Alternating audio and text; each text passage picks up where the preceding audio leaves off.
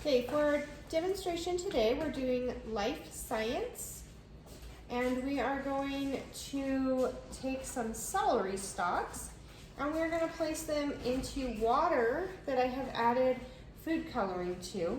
So we have two different types of stalks here.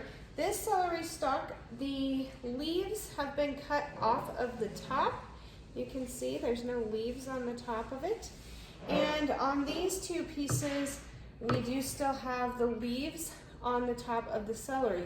So we're going to put these in one cup with the leaves.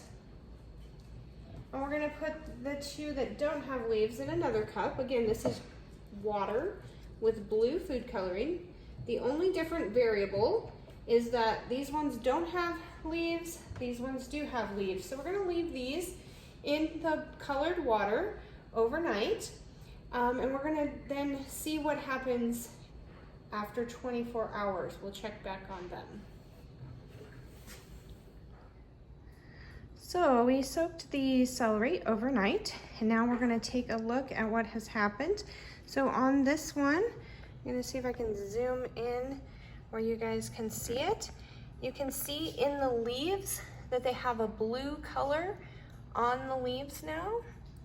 That is because the blue water has traveled up the xylem and into the leaves so that the leaves can use the water, because the plant's leaves use the water to make sugar or glucose for the plant.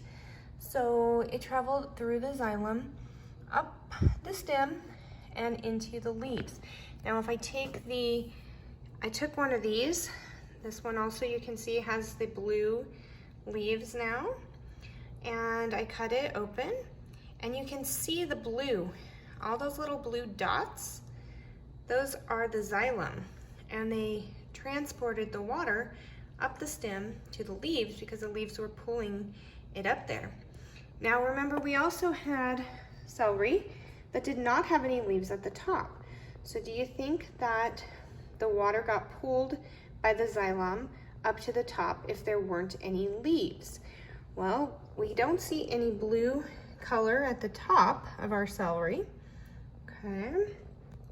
And I did take one and cut it apart for you, and you can see you don't have that nice blue dots like you had on the other one.